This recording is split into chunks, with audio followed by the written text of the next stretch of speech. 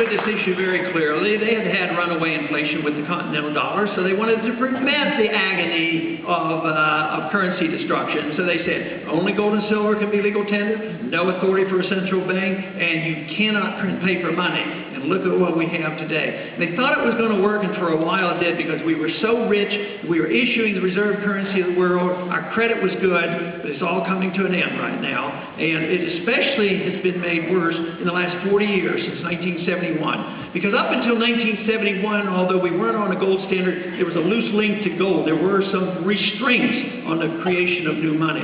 But since 1971, we have been building this horrendous worldwide financial bubble, which we are seeing now coming unglued. And this is what these last 5 years are all about. This is what the chaos in Europe is all about. And our Federal Reserve and our Treasury has indicated that the American people, because we still have some credibility with our dollar, we will bail out Europe. But I can guarantee you it'll destroy the dollar. It'll destroy our economy and make it much worse for us. So no bailouts of Wall Street, no bailouts of European Wall Street either.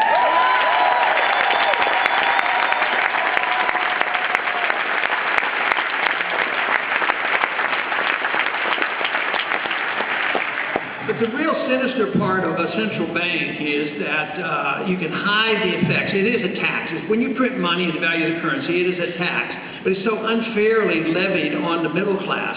The wealthy don't care how much gasoline prices are. You know, if you're making millions on Wall Street, if gasoline's $4 or $5, what do they care? But what if you're in the middle class? What if you're poor? What if you're struggling? What if you want to pay your own bills?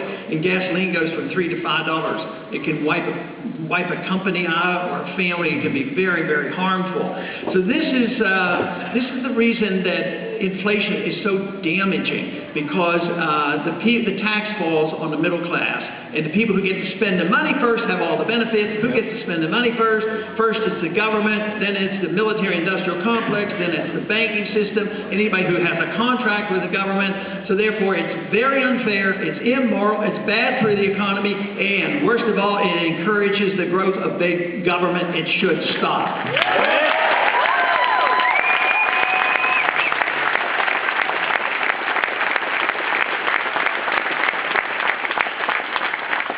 Jefferson argued the case for no borrowing. He lost that argument, and it would have been a good idea that we couldn't even have borrowed.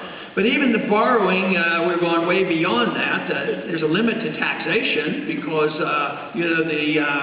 people would resist it. Then we started borrowing. There's a limit to that, or interest rates go up, and that's why they had to create the system of just creating money out of thin air. So what we need to do, though, is eliminate this ability to finance deceitfully big government, because that encourages the growth of the entitlement system and also the warfare system. And while doing this, they think they can get away with it by delaying the payment, but eventually the payment comes due. It used to be said that we would say, we can't keep spending like this. We're going to pass this debt on to the next generation, to so many of the young people here. You know what?